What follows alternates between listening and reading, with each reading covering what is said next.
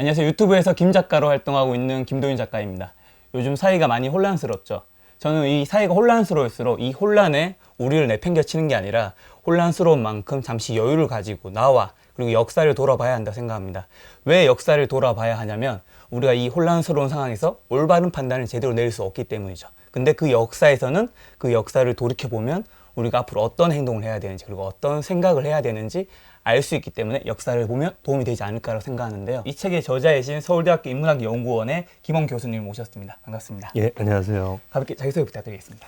예, 안녕하세요. 저는 김헌이라고 하고요. 서울대학교 인문학연구원에서 근무하고 있습니다. 학교에서는 학생들에게 그리스 로마 신화와 또는 비극 이런 것들을 강의하고요. 대학원 학생들과는 그리스 로마 원전을 읽고 있습니다. 이번에 출간하신 천년의 수업에 대한 책에 대한 이야기를 나눌 건데요. 교수님 우선 예. 책 제목이 굉장히 좀 인상 깊은데 어. 천년의 수업 이 책 제목이 의미가 뭔가요? 예, 천년의 수업이라고 했는데 정확하게 하자면은 사실 2000년도 넘는 수업 이렇게 돼야 될 겁니다. 그러니까 제가 전공하는 분야가 그리스 로마, 서양 고전이라고 하시는 그리스 로마 쪽 고전을 연구하고 있는데 그게 만들어진 시기, 그러니까 저작된 시기를 보면은 멀리 호메로스 시는 2007, 800년 됐다고 볼 수 있고요. 그 다음에 비극, 희극, 플라톤 저작들, 아리스토텔레스 저작들 이런 것들은 시기적으로 한 2400년, 300년 이렇게 잡거든요. 그러니까 그때부터 만들어진 책들이 서양인들이 계속 읽어왔던 고전이 됐는데 그리고 그때 그 만들어진 텍스트를 가지고 많은 사람들이 학교에서 가르치기 시작했죠. 네. 그리고 지금도 가르치고 있고요. 그런 점에서 보면 여기서 제가 다루고 있는 주요 텍스트들은 수천, 2000년이 넘는 기간 동안에 서양인들 그리고 근대 넘어오면서부터는 전 세계인들, 동양인들 포함해서요. 예, 수업의 교재로 쓰였던 거라고 할 수 있죠. 그런 점에서 상징적으로 1000년 동안 이어져 왔던 수업을 제 나름대로 정리해봤다. 이런 의미에서 천년의 수업이라고 했습니다. 천년의 수업에 대한 책의 이제 책 제목의 의미는 이제 들었는데 이게 전체적으로 좀 어떤 이야기인지 한번 해주시나요? 예, 일단은 제가 학교에서 강의를 주로 그리스 로마 신화를 했거든요. 네. 그게 한 2004년에 귀국해서 지금까지 했으니까 한 16년 됐죠. 그리고 학교 바깥에서도 대중 강연에서도 그렇고 방송에서도 그렇고 그리스 로마 신화를 가지고 수업을 많이 했습니다.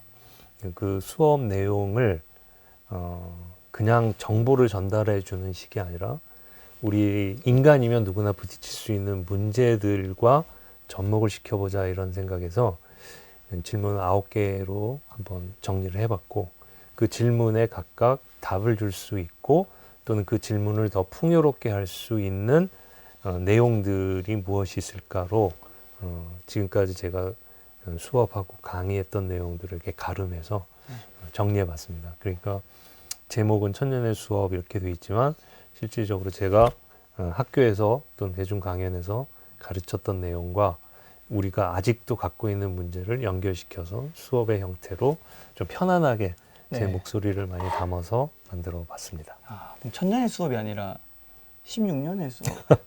사실 이 그리스 로마 신화라고 하면 좀 너무 옛날 얘기 같기도 하고 좀 재미있는 주제는 아니지 않습니까? 재미있는데. 그쵸. 그 각자 입장이 좀 다른 거니까.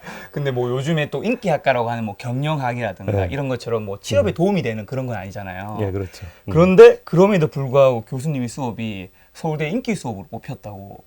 예. 근데 사실 뭐 공식적으로 학생들이 무슨 투표를 해가지고 수업에 순위를 매기거나 이게 인기 수업이다 이렇게 뽑는 그런 공식적인 그 통계 이런 건 없습니다, 사실은. 그럼 그러니까 무슨 기준인가요? 사실 이게 어폐가 있긴 한데 이제 학생들이 강의 평가를 이렇게 올리는 것을 볼 수가 있는데 이게 그것도 이제 두 가지가 있더라고요. 그래서 공식적인 거는 이제 교수들이 확인을 할 수 있는데 거기서는 저도 잘 체감을 못했습니다. 근데 학생들끼리 자기네들 커뮤니티처럼 움직이는 그런 설문조사하는 데가 있나 봐요. 광장처럼. 근데 거기에서 어느 날 이제 학생들이 저한테 와서 교수님 수업이 굉장히 높은 평가를 받고 있고 학생들 사이에서 좋은 강의라고 얘기를 한다더라. 이렇게 전해 들은 겁니다. 근데 이게 이제 와전이 돼가지고 인기 강의를 뽑혔다 뭐 이런 식으로 얘기가 되는데 그게 아마 서울대 그 네. 대학교 커뮤니티인 대나무 숲 그런 곳에서 퍼진 거 아닌가요?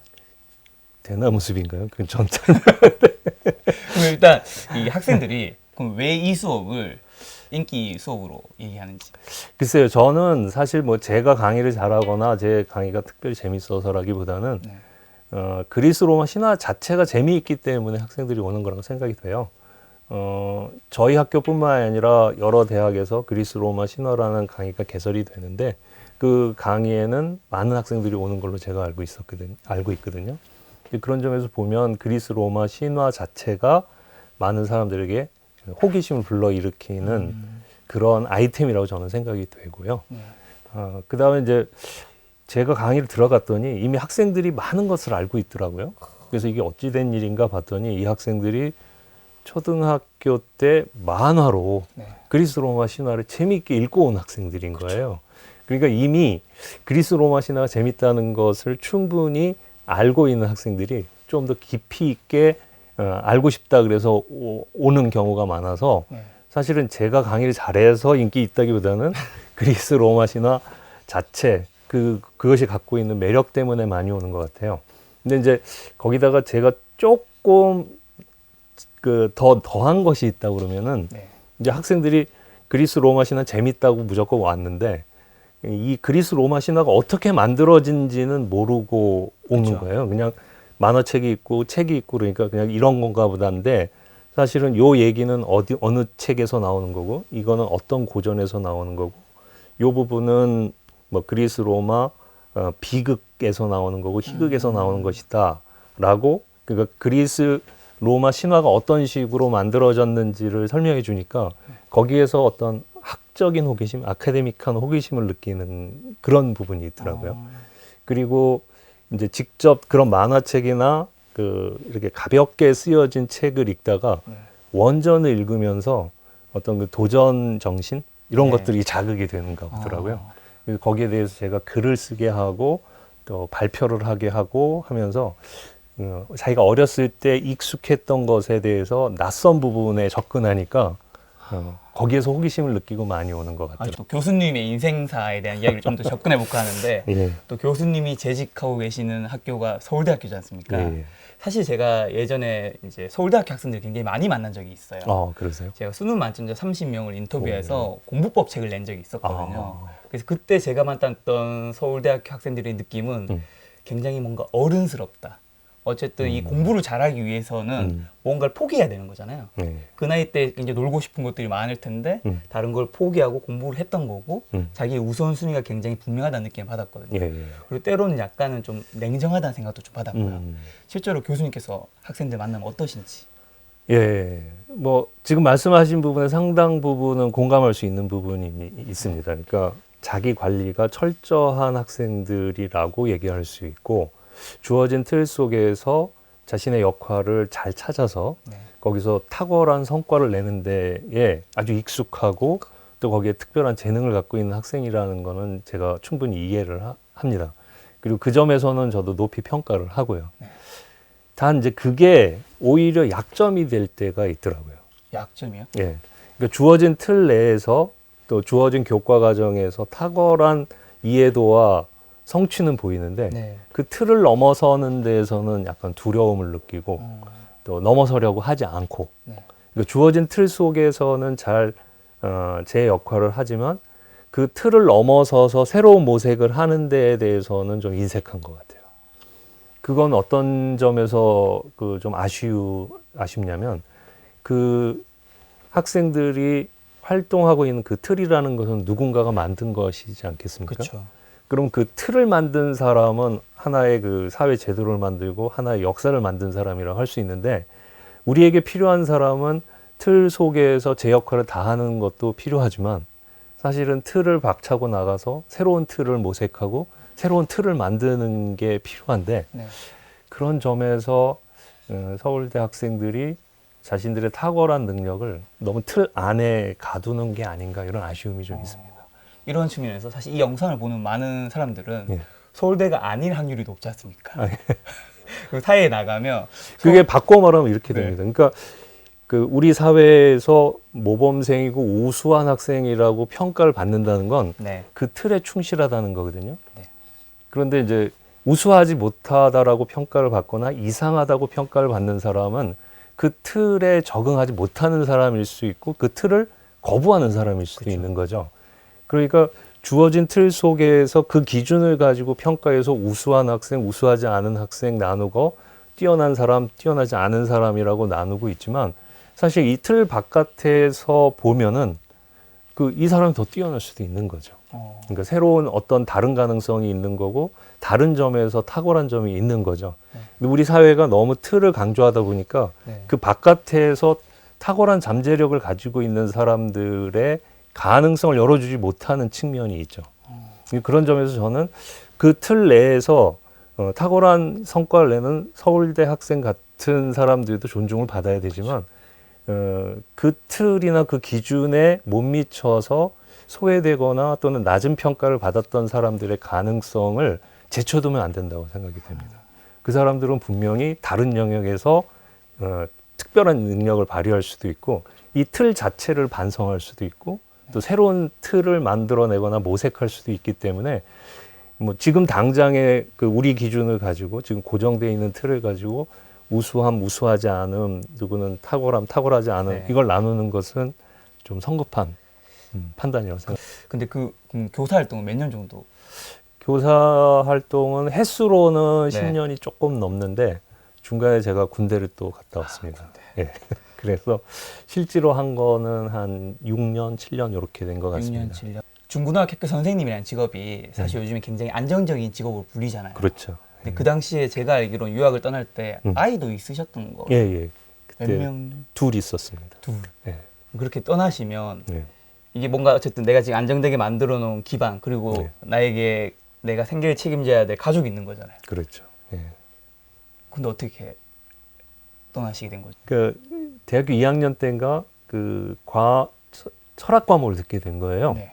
그게 이태수 선생님이라는 분이 그 서양 고중세 철학사라는 과목을 하셨는데 물론 그 전에도 제가 철학개론을 들으면서 야, 이 철학을 공부하는 게 상당히 재미있고 내 인생에 많은 도움이 되겠다 이런 생각이 들었어요. 얼핏. 그러니까 이제 교사 준비를 하면서도 철학 공부를 하게 됐고 이제 부전공을 신청해서 이제 본격적으로 듣게 됐는데 그 서양 고중세 철학사를 들으면서 아, 내가 이 방향으로 공부를 해야겠다라고 결정을 내리게 됐었죠. 네. 그 선생님 강의가 워낙에 매력적인 것도 있었고 철학이 무엇인지 그리고 철학을 한다는 게 어떤 의미가 있는지 이런 거를 잘 가르쳐 주셔서 네. 제가 이제 그 선생님을 찾아가서 제가 계속 공부하고 싶다. 그렇게 해서 이제 나중에 대학원을 철학과로 가게 됐고 그 와중에 이제 교사도 발령이 난 거예요. 네. 그래서 이제 교사 활동을 하면서 제가 대학원 과정을 계속 다녔죠. 네. 그러니까 제가 프랑스어 과목이어서 입시랑 큰 상관이 없잖아요. 네. 그래서 고등학교임에도 불구하고 저한테는 좀 시간적 여유가 좀 많이 있었습니다. 그래서 그 시간을 잘 활용해서 대학원 과정을 마치면서 계속 공부를 했었죠.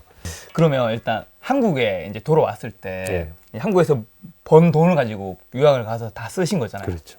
한국에 딱 돌아왔을 때 지금은 서울대 교수님이시지만 네. 그 당시에 교수님 나이가 어떻게 되셨죠? 그때가 이제 40대. 40대. 40살이 딱 된 거예요. 35세 가서 네. 40살이 딱 갔죠. 40살에 한국에 왔을 때 네. 교수님이 전 재산은 어느 정도였나요? 그러니까 그 학위증 하나 있는 거지였습니다. 수중에 진짜 돈은 그렇죠. 예. 정말. 물론 이제 그 친척들이 오니까 뭐 조금 보태주시는 게 있었죠. 근데 이제 그 학위증 하나 있는 거지라는 느낌이 있었습니다. 그러니까 다 쓰고 요거 하나 가지고 온 거라고 볼 수 요거 있어요. 썸네일 각이네요. 하기 시작. 그렇게 해서 어쨌든 그러면 교수님은 예전에 어릴 때는 이 현실과 꿈에서 현실을 택한 거지 않습니까? 그리고 나이가 들으시고 난 다음에는 그 후회가 너무 커서 이제 나중에 꿈을 선택하신 건데 사실 요즘에는 이 꿈조차 없는 사람들도 있잖아요. 그렇죠. 예. 좀 그런 청춘들한테 좀 하시고 싶은 말씀이 있다면. 그 꿈을 안 가는 이유가 그 두려움을 갖고 있는 것 같아요. 그래서 그냥 저는 청소년들에게 이렇게 한마디 해라 그럴 때 항상 하는 말이 간단하게 이겁니다. 겁먹지 마라. 아, 이 악물고 덤벼들면 네. 많은 걸 해낼 수 있다. 그러니까 겁먹지 말고 실패하면 어떡할까, 또는 이 틀에서 사람들이 나를 소외하면 어떡할까, 이런 거 겁먹지 말고 하고 싶은 거를 한번 덤벼봐라. 이렇게 말씀드리고 싶습니다. 먼저 또 교수님 가셨던 그 프랑스 유학. 예. 프랑스가 제가 알기로 한국의 교육과 굉장히 많은 게 다르다고 예. 알고 있는데 예. 좀 어떻게 다르고 좀 인상 깊은 게 좀 뭔지. 그 프랑스는 기본적으로 선진국이잖아요. 네. 그 사회적 부가 많이 축적돼 있고, 그거는 역사적으로 보면 식민지 경영을 많이 했기 때문에 국가 자체에 여유가 있어요. 그래서 교육도 사실은 굉장히 여유 있게 하는 편이죠. 그러니까 조급할 게 없고, 지금 현재 있는 상황만 잘 유지하면 되니까 많이 생각하고 많이 천천히 여유 있게 여러 가지를 경험할 수 있게 하는 게 프랑스 교육의 특징이라면, 우리는 되게 조급한 거라고 할 수 있어요. 그것도 역사적인 배경이 있죠. 그러니까 일제시대 겪고 한국전쟁에서 완전히 폐허가 된 상태에서 이걸 일으켜 세우려면 사람밖에 없잖아요. 그러니까 사람을 잘 키워야 되는데, 사람에게 많은 정보를 빨리 주고, 그래서 시적인 순발력을 가지고 어떤 문제가 생겼을 때 빨리빨리 극복해 나가야만 그 폐허를 딛고 일어설 수 있기 때문에 상당히 급하고 순발력을 요구하는 능력을 많이 키우는 거죠. 이쪽은 깊은 사색을 네. 할 수 있는 그런 교육이라면, 우리는 많은 정보에 많은 문제를 빨리 해결할 수 있는 문제 해결 능력을 키우는 그런 교육을 했다라고 볼 수 있습니다. 그런 점에서 속도감이 완전히 다르죠. 또 교수님이 자제가 4명이나 되시잖아요. 예. 어떻게 딸 아들 어떻게 되나요? 딸 셋에 아들 하나. 딸 셋에 아들 하나. 교수님은 어떻게 자제분을 좀 교육하시나요? 저는 사실 교육 문제로 이제 고민이 많았었는데, 뭐 누구나 다 그렇죠. 아내랑 저랑 합의한 게 있습니다. 그리고 이렇게 겪어보니까 아이들을 가르치는 대상이 아닌 것 같아요. 대신 잘 보여주는 게 좋은 교육이다, 저는 생각합니다. 그래서 둘이 부모는 자식을 가르치는 게 아니라 자식에게 보여주는 것이다. 그래서 제가 열심히 살고 또 최선을 다하고 정직하려고 노력하고, 그리고 부부 사이에 사이 좋게 지내려고 하고, 그리고 내가 어렵지만 어려운 사람을 도와주려고 하고, 네. 이런 모습을 보여주면 아이들이 그걸 따라온다라고 생각이 돼요. 자, 사실 지금 코로나로 인해서 네. 사회가 굉장히 좀 복잡하지 않습니까? 예, 그렇습니다. 근데 제가 알기로 그리스 로마 시대에도 질병이라든가 전쟁 등의 굉장히 네. 위기가 많았던 걸로 아는데 네. 좀 그때는 그분들은 그걸 어떤 지혜로 좀 돌파를 했나요?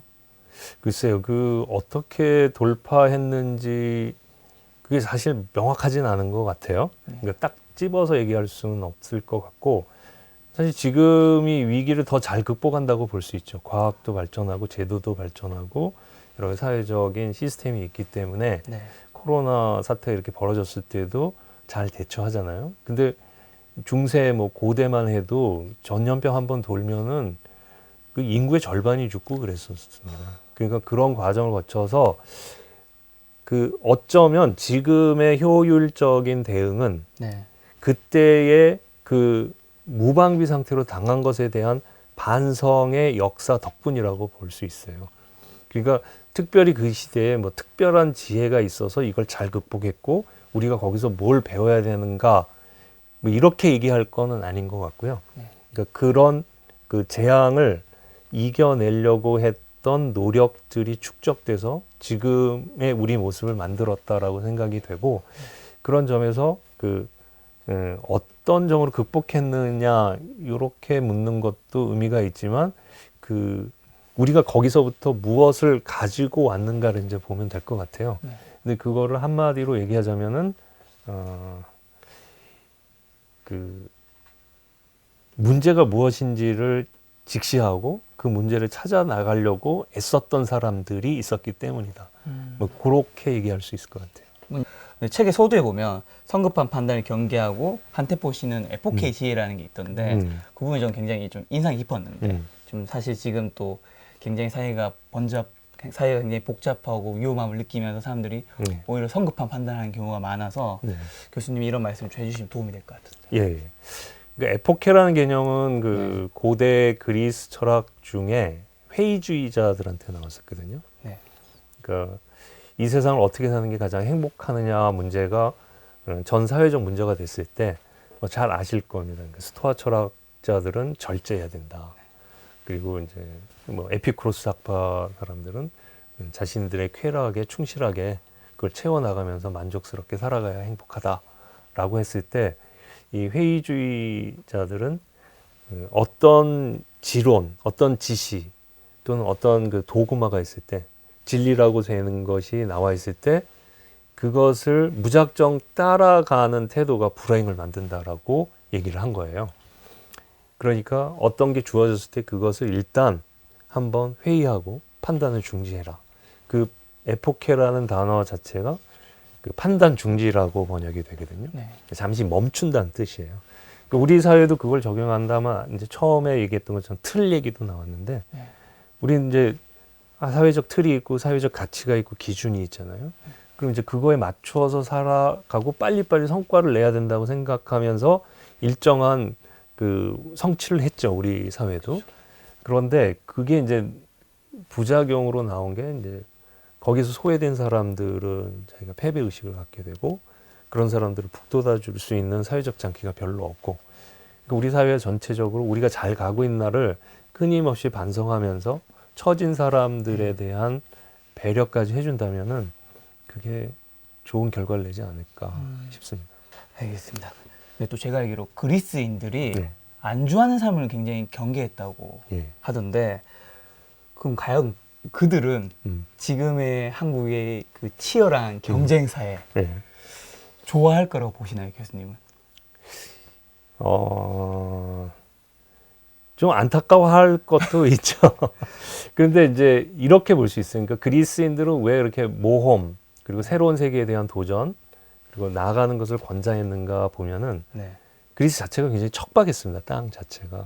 그러니까 그 안에서 머물러 있다가는 아무것도 얻을 수가 없는 거예요.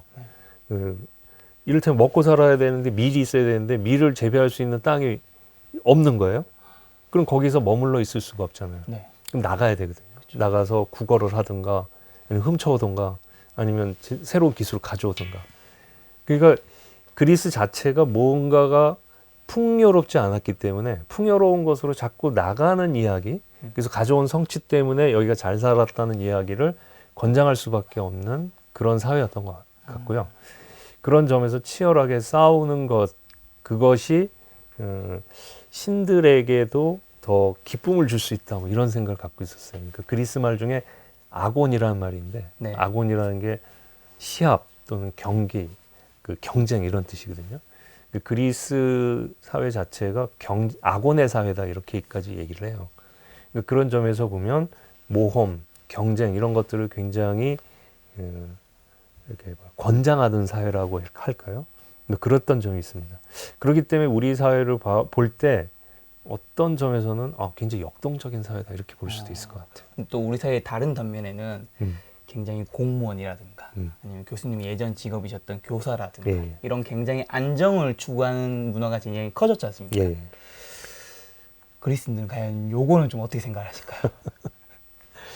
그렇죠. 이제 그렇게 자신의 영역을 딱 정해놓고 네. 거기서 안주하고 편안하게 사는 거에 대해서 굉장히 그리스인들 입장에서 제가 생각해 보면 좀 따분하다라고 생각했을 것 같아요. 왜 저렇게 따분하게 세상을 살까? 그러니까 저렇게 해서 10년, 20년, 30년 살다가 죽는다면 그 삶을 어떻게 추억할까? 이렇게 반문했을 것 같아요. 그 대표적인 그 신화적 인물이 오디세우스인데, 네. 오디세우스는 그 요정의 섬에 들어가거든요. 네. 근데 그 섬에서 네가 나랑 같이 살면은 여기서 영원히 잘 살고 잘 먹고 편안하게 살 수 있게 해주겠다. 네. 이렇게 얘기를 했는데 오디세우스가 난 그래 집에 갈라 해. 그 박차고 나오거든요. 그 박차고 나가려고 하는 오디세우스를 보고 그 요정이 그래요. 너 지금 나가면 폭풍우가 있는 바다고 집에 가도 너를 반겨줄 사람이 없을 수도 있고 설령 반겨준다 해도 너는 병들고 늙어서 죽을 텐데 그래도 가겠냐 그랬더니 그래도 가겠다는 거예요. 왜요? 편안하게 오래 사는 삶 재미가 없는 거죠. 그리고 그렇게 사는 것은 삶의 의미를 못 준다고 생각을 한 거예요. 네. 그러니까 부딪히고 도전하고 깨지고 아프고 막 괴로워하고 이런 것들이 우리는 이제 피해야 될 대상으로 생각을 하는데 그리스인들은 오히려 그것이 삶을 더 빛나게 해주는 것으로 생각하는 측면이 있었죠. 지금 얘기가 너무 무겁게 흘러가는데 네. 잠깐 좀 그 여유를 좀 둬야겠어요. 그래서 제가 우리 김 작가님한테 퀴즈를 한번 내볼게요. 감사합니다. 공기가 너무 무거워요. 누르고 있어 나를 지금. 예, 훌훌 털어버릴 수 있게. 알겠습니다. 어떤 네. 질문 주실 건가요? 예, 첫 번째 질문 한번 해볼까요? 네. 자, 다음 대화 중 그리스 로마 신화와 관련이 없는 것은? 자, 객관식입니다. 네, 객관식. 네. 오지선다행인가요? 봐야겠습니다. 예. 삼지선다행입니다. 3대 보기가 3개 있습니다. 네. 첫 번째, 아이가 엄마한테 얘기합니다. 엄마, 이번 생일에는 나이키 운동화 꼭 사주세요. 엄마가 대답합니다. 지난달에 아디다스 신발 사준 건 어쨌니? 이게 1번입니다. 이게 네. 그리스 로마 신화랑 관련이 있을까요? 자, 없습니다. 2번입니다. 없습니다. 네, 없어요. 2번. 친구 둘이 얘기를 합니다. 한 친구가 나 이번에 볼보 뽑았다 하니까 다른 친구가 포드가 더 좋다고 했었잖아 라고 대꾸합니다. 네. 관련이 있을까요? 그리스 로마 신화랑? 이건 관련 없습니다. 그렇습니까? 일단 저는 볼보랑 포도 안 좋아합니다. 아, 그렇습니까? 자, 세 번째. 둘이 애인 관계인가 봅니다.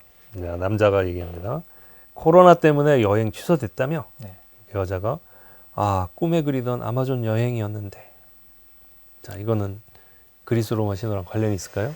관련이 있습니다. 그래서 지금 3개 주신 것 중에서 네. 관련이 없는 것은 2번이죠. 왜냐하면 1번에 나이키가 제가 알기로 그리스 로마 신화와 관련된 것이 있고요. 네. 3번에 아마존도 관련된 것이 있고요. 그리고 2번에 볼브랑 포드는 일단 관련이 제가 없는 걸로 알고 있고 일단 이 브랜드 자동차를 제가 그렇게 좋아하지 않아서 이걸 고르고 싶네요. 아, 그렇습니까? 해설 좀 해주시겠습니다. 예, 맞습니다.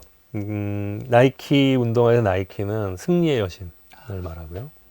아디다스는 상관이 없습니다. 반면에. 그리고 볼보, 요거는 라틴어에서 온 거로 제가 알고 있는데 볼보는 라틴어 동사에서 굴린다는 뜻입니다. 네. 그 자동차를 굴린다. 볼보 그러면 자동차를 굴린다는 뜻도 되고 그 로마 사람들이 책을 읽을 때 볼보라는 말을 씁니다. 그러니까 볼보라는 말을 쓰면 네. 나 책 읽어 이런 뜻이 됩니다. 왜 그런지 아시겠어요? 왜죠? 그리스 로마 시대 때는 책이 두루마리로 되어 있잖아요. 그러니까 두루마리 읽는 방법이 이쪽 풀고 이쪽 풀고 이쪽 감습니다. 네. 이렇게. 그러니까 그 책을 읽는다는 게 우린 책장을 넘긴다 이런 표현을 쓰잖아요. 요즘은. 네. 근데 옛날에는 이렇게 됐기 때문에 나는 굴린다.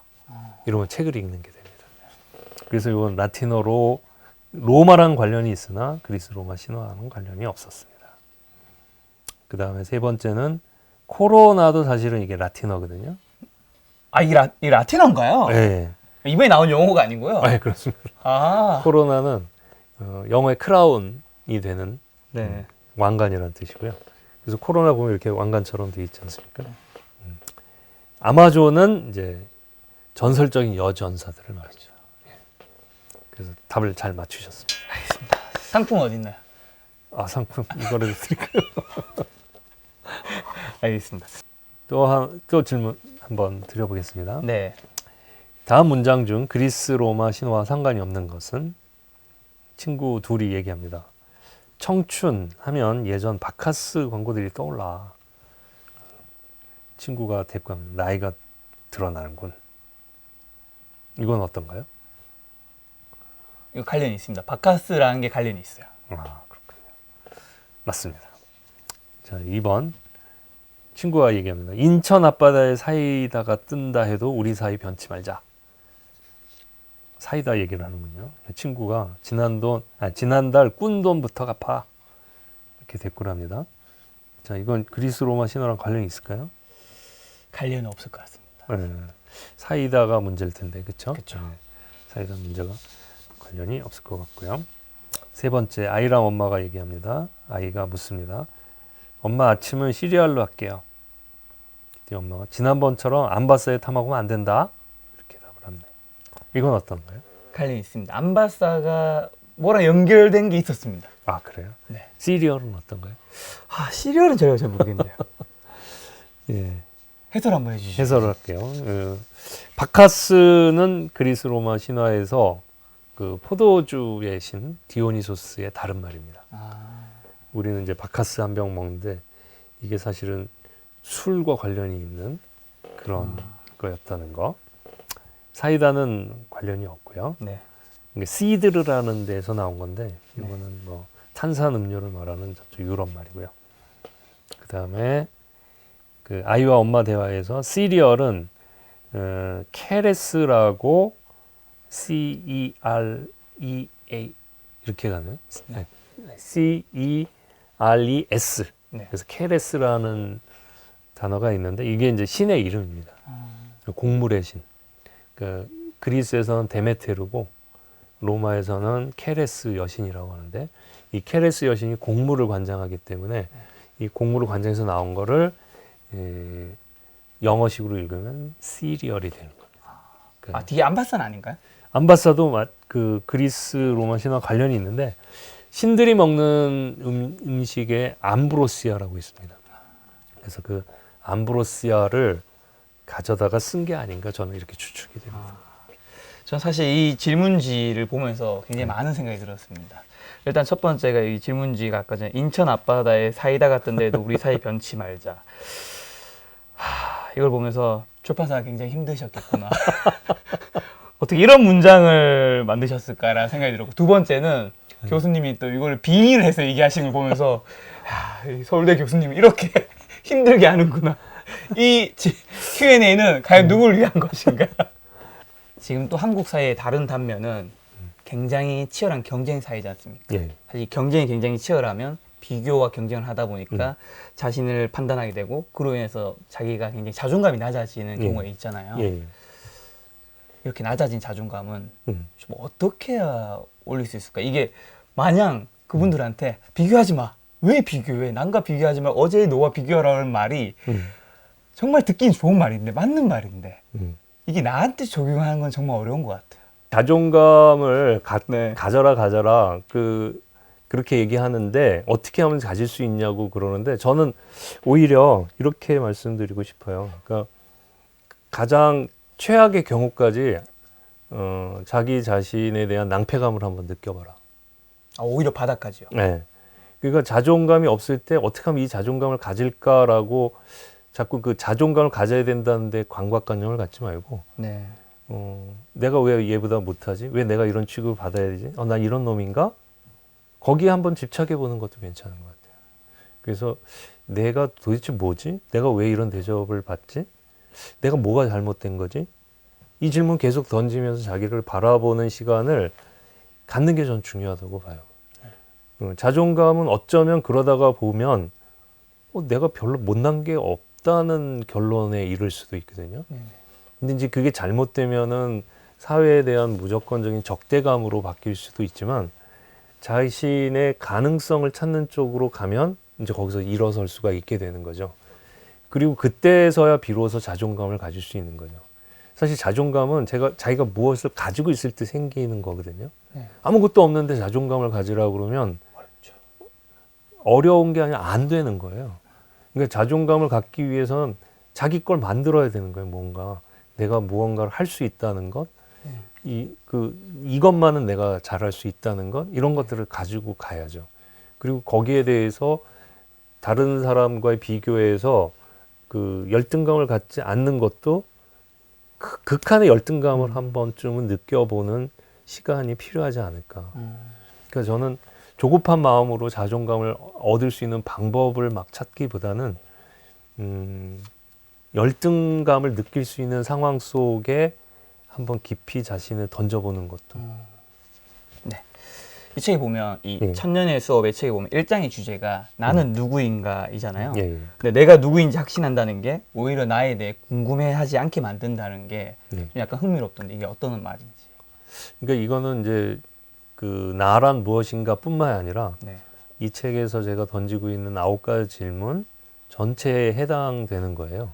그러니까 질문을 던진다는 것은 궁금하다는 거고, 궁금하다는 것은 대상에 대한 어떤 애착을 가지고 있다는 거거든요. 애착과 애정과 열정. 그런 게 없으면 이제 궁금하지 않게 되고, 궁금하지 않으면 이제 묻지 않게 되는 거죠.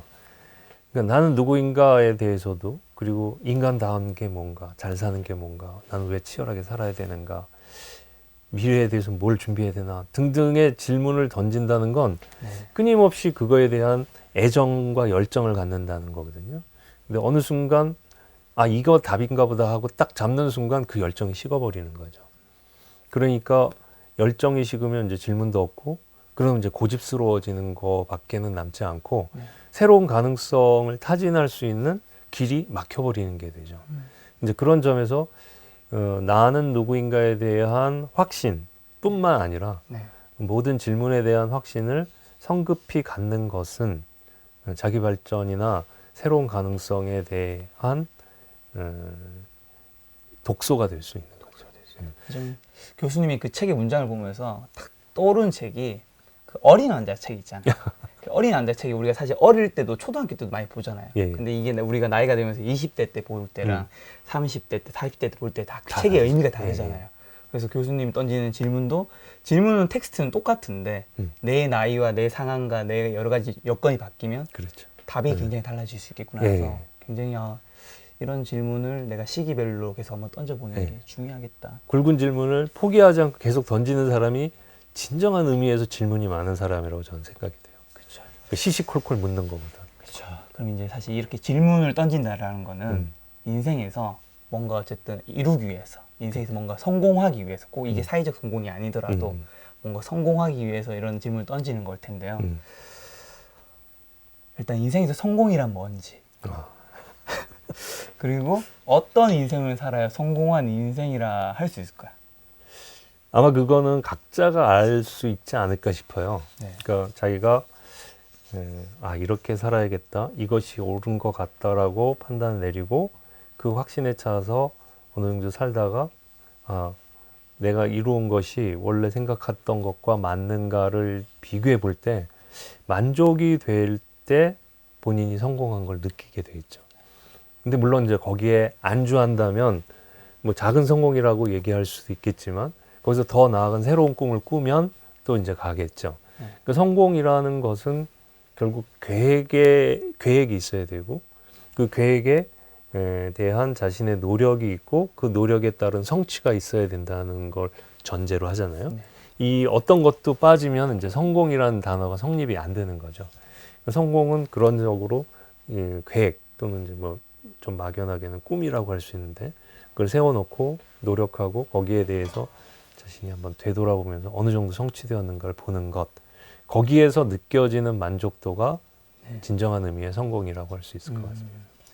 근데 사실 요즘에 뭐 사회적 성공한 직업이라고 하면 뭐 변호사, 그다음에 의사, 아니면 교수님과 똑같은 이제 교수분들, 그리고 굉장히 많은 분들, 그리고 어떻게 보면 이제 그런 분들이 계시고, 그리고 제가 사실 제 유튜브 채널에서 주로 재테크 채널을 또 굉장히 많이 다루거든요. 그러니까 돈이라는 게 굉장히 사회 성공의 가장 중요한 기준 중 하나가 됐잖아요. 근데 제가 주변에 많이 보니까 변호사라는 좋은 직업을 가져도 굉장히 돈이 많아도 꼭 행복한 건 아니더라고요. 그리고 오히려 내가 남들이 생각했을 때 너무 좋은 직업, 남들이 추구하는 돈을 많이 가졌는데 좀 허무함을 느끼신 분들도 있더라고요. 이건 왜 그런 걸까요? 글쎄 왜 그럴까요? 이게 사실은 사람마다 다 다를 텐데요. 네. 결국은 이 세상에서 가장 중요한 게 뭘까라고 했을 때 많은 사람들이 행복이라는 단어를 내긴 내거든요. 맞습니다. 그게 이제 철학적으로도 네가 돈을 벌면 왜 버냐? 그러면 이제 이 돈을 벌어서 뭐 맛있는 것도 먹고 여행도 가고 좋은 집에서 살고, 왜 좋은 집에서 사는데? 라고 다시 질문을 할 수 있잖아요. 그리고 왜 여행을 하려고 그러는데? 그냥 재미있고 뭐 하고 편안하고 그러잖아. 왜 편안한 걸 추구하는데? 왜 재미있는 걸 추구하는데? 그러면 결과적으로 나오는 건 그래야 행복하잖아. 그렇죠. 그게 나오거든요. 그러면 왜 행복하려고 그러는데? 얘는 질문을 안 해요. 왜 행복하려고 그러는데? 그러면 아니 행복했으면 됐지 더 있어? 그러게 그런 질문 이게 행복, 예, 네. 행복 이상을 넘어가는 다른 목표가 없게끔 되는 거죠. 그 이상이 있나요? 그러니까 행복이 최고의 높은 수준에 있는 거죠. 네. 그러니까 행복이 결국은 모든 사람이 추구하는 바인데 그 행복이 무엇인가를 잘못 생각하면 허무해지는 거죠. 그러니까 이게 제일 높은 단계에 있는 건데 그것을 이루기 위한 수단을 목표로 살았으면 허무해지는 거예요. 그렇죠. 돈을 추구한다든가 네. 60평짜리 아파트를 추구한다든가 네. 또는 벤츠를 사는 게 내 인생의 목표야. 이런 식은 그 돈이든 좋은 집이든 차든 옷이든 이 모든 것들은 행복하기 위한 수단인데 수단 자체를 목표로 해서 살았기 때문에 허무하게 되는 거죠. 채워져야 되는 건 이제 행복이라는 것을 네. 채워야 되는데 그렇지 않은 행복에 이르기 위한 수단을 목표로 했기 때문에 네. 허무함을 느끼는 걸 할 수 있습니다. 근데 사실 많은 사람들이 많은 돈, 좋은 차, 큰 평수의 아파트를 예. 가진다고 해서 행복하다고 생각하지 않는다고 좀 알고 있거든요. 네. 근데 왜 많은 사람들은 이걸 추구할까요? 그러니까 그게 지금 전제를 그렇게 깔아놓으니까 답이 나올 수는 없는데 네. 사람들은 벤츠를 가지면 행복할 거라고 생각하는 거죠. 아, 그리고 60평짜리 아파트를 가지면 행복할 거라고 생각하고 네. 연봉이 뭐 몇 억이 되면 행복할 거라고 생각하는데 사실은 행복할 거라고 생각하는 그 모든 것들을 목표로 삼고 살아가기 때문에 행복을 놓치는 거죠. 그러니까 사실 이게 행복을 위한 수단에 불과한 것이고 네. 그것을 갖지 못하더라도 행복을 얻을 수 있다는 것만 알게 되면 네. 그리고 그것을 경험하게 되면 허무함을 좀 피할 수가 있겠죠. 사실 지금 행복 얘기가 나왔기 때문에 네. 교수님한테도 이 질문 안 드릴 수가 없는데요. 예. 일단 단답형으로 네. 교수님은 지금 행복하신가요? 많은 부분에서 행복하고 아직 행복하지 못한 부분도 있고 그렇습니다. 네, 그럼 좀 더 구체적으로 교수님은 어떨 때 행복하다고 생각하시나요? 그러니까 저는 이제 두 가지라고 생각이 돼요. 네, 지금 하나는 사람과의 관계가 좋을 때 행복해요. 네, 그러니까 제가 만나는 사람하고 제가 재미있는 얘기를 나누고 서로 만족스럽고 그러면 행복한데 만나서 짜증나거나 속상하거나 그러면 이제 불행한 느낌이 들어요. 아, 내가 괜히 만났다부터 해서 내가 왜 그랬을까부터 해서 아, 내가 왜 사나까지. 그러니까 사람과의 관계가 이제 그 좋으면 저는 행복을 느껴요. 그래서 이제 어떤 말까지 제 인생의 목표라고 생각하는 것 중에 하나가 나 때문에 내 옆에 있는 사람이 행복하고 기분이 좋고 내 옆에 있는 사람 때문에 내가 기분이 좋으면 그게 행복일 수 있고 그게 인생의 목표일 수 있다라는 생각을 해요. 네. 그러니까 제가 그런 건 이제 제 아내도 그렇고 제 자식들도 그렇고 학생들도 그렇고 친구들도 그렇고 제가 만나는 사람과의 관계가 좋을 때 일단 첫 번째 행복을 느끼고요. 네. 두 번째는 제가 계획한 일을 성공적으로 잘 이루었을 때. 그러니까 예를 들면 지금 이제 저의 직업이라는 게 글을 쓰고 연구를 하고 학생들을 가르치고 이런 거잖아요. 이를테면 강의 준비를 잘해서 학생들을 만나서 잘 강의를 해서 학생들의 반응이 좋은 걸 볼 때 정말 날아갈 것 같이 행복해요. 나오면 세상에 더 이상 비교할 게 없어요.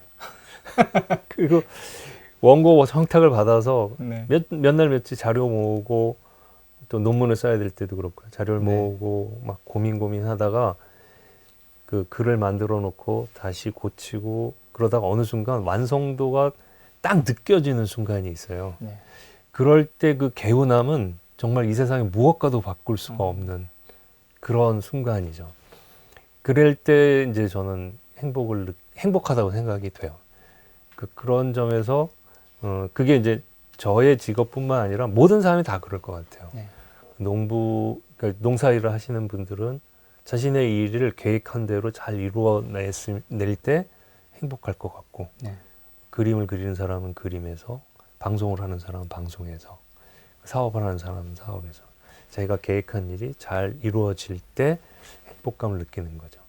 근데 물론 내가 한 일이 다른 사람에게도 즐거움을 주고 이로움을 주고 그런 모습을 본다면 더더욱 행복하겠죠. 제가 계획한 일이 악당의 일이라고 했을 때 그 일을 성취하면 그 사람은 행복감을 느낄 수는 있을 거예요. 근데 그것 때문에 다른 사람들이 불행해진다면 그 행복은 굉장히 파괴적인 거잖아요. 네. 이기적이고. 이제 그런 점에서 타인과의 관계 속에서 내가 계획하고 내가 성취한 일이 어떤 의미를 갖는가를 깊이 생각해 봐야겠죠. 그게 이제 첫 번째 조건하고도 맞는 거고요.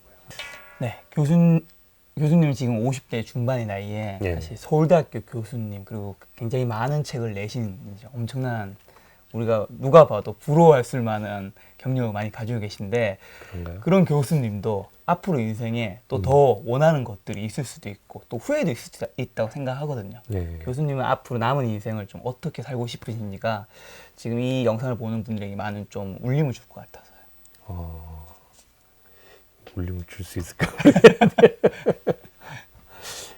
일단은 그 삶의 탄력이라는 게 있는 것 같아요. 네. 그래서 자기가 살아온 그 길을 꾸준히 가는 일, 이게 필요하다고 생각이 되고, 그걸 쉽게 벗어날 수는 없어요. 그러니까 제가 뭐 에포케 얘기도 하고 계속 질문을 던진다라고도 했지만, 그 질문을 던지고 판단을 중지하는 가운데서도 제가 걷던 길은 계속 걷고 있거든요.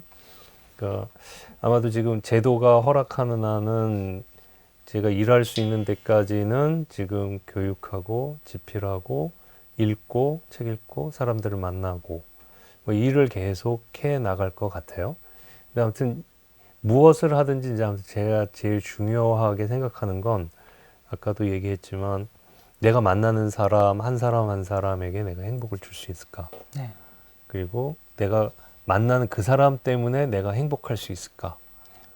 지금은 계속 그 질문을 던지면서 사람들을 만나고 또 그렇게 될 수 있도록 노력을 하고 있죠.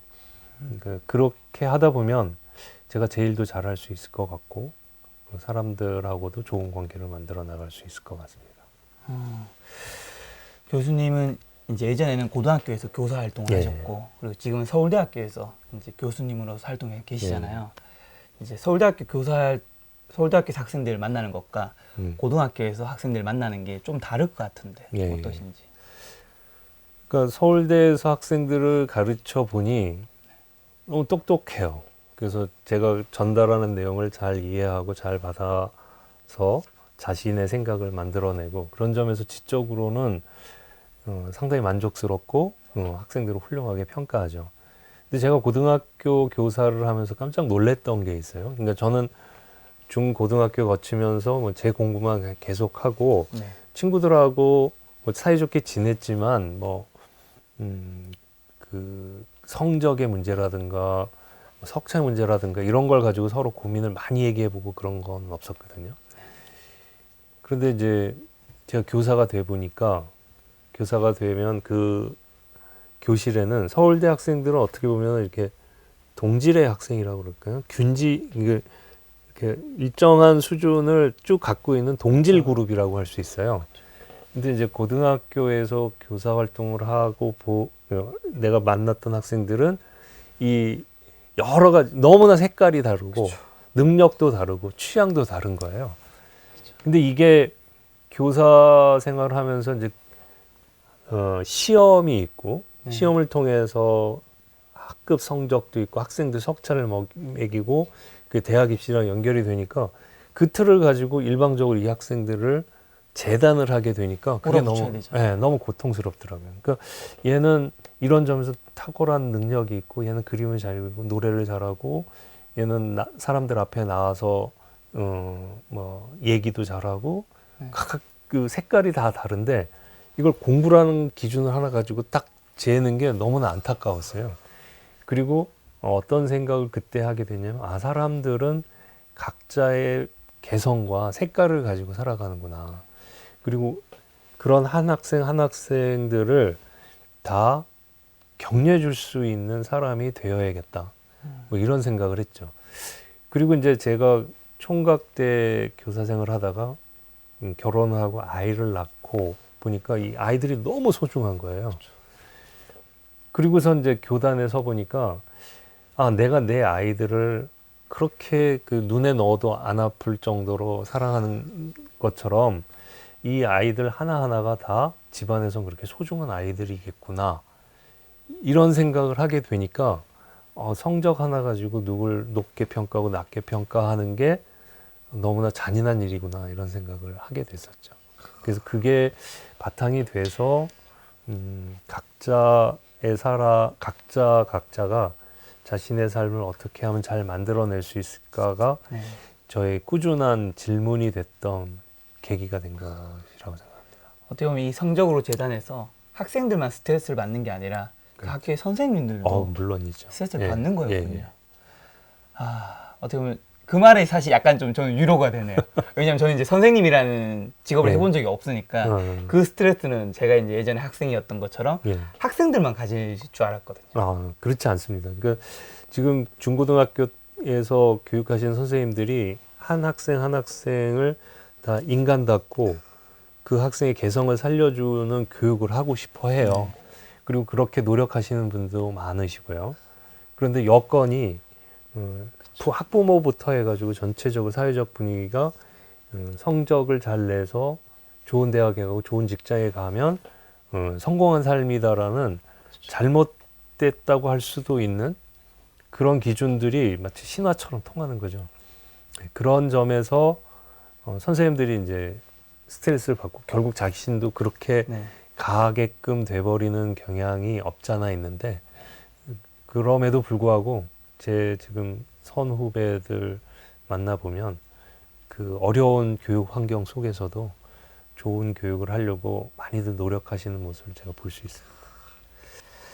알겠습니다. 이제 마지막 질문인데요. 사실 이 책 천년일 수업을 책을 보면서 제가 들은 키워드 한 가지는 네. 그리스 로마 신화가 아니라 질문이었거든요. 예, 예. 왜냐면 이 책에서는 굉장히 수많은 질문들, 그리고 질문을 내가 똑같은 질문을 나이대에 따라서 계속 왜 해야 되는지 그런 고민을 하게 만들어주지 않습니까? 교수님 인생에 예. 가장 중요한, 그리고 지금도 계속 하고 계시는 질문 한 가지는 뭔가요? 그게 이제 제 1번, 첫 번째 챕터에 나온 그 질문이죠. 나는 누군가. 물론 그게 계속되면, 나는 누군가라는 질문을 하게 되면, 내가 인간이니까, 인간은 뭔가?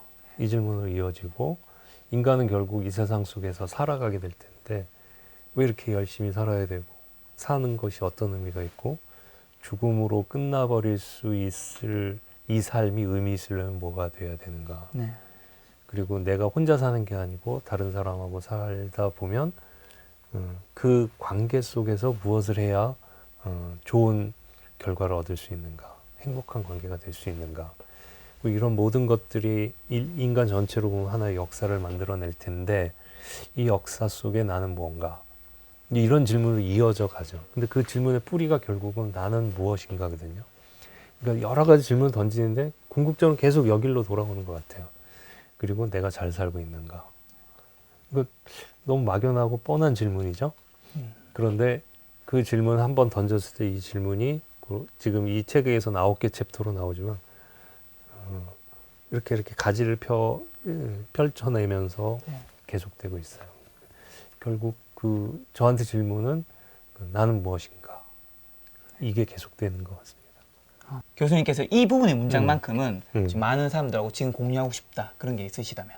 예, 한번 골라볼까요? 표시를 해야 하는데 어떻게 보면 제가 인문학이 무엇이냐라고 그럴 때 요런 답을 내는 경우, 그러니까 인문학자인데 제가 네. 도대체 인문학이 뭐 하는 거냐라고 했을 때 제가 정리한 답을 한번 정리해 본 거라고 할 수 있고, 조금 과하게 좀 과장되게 얘기하자면 이 책 전체의 어떤 핵심적인 부분이라고 생각한다고 볼 수 있는 부분을 한 페이지인데 괜찮아요?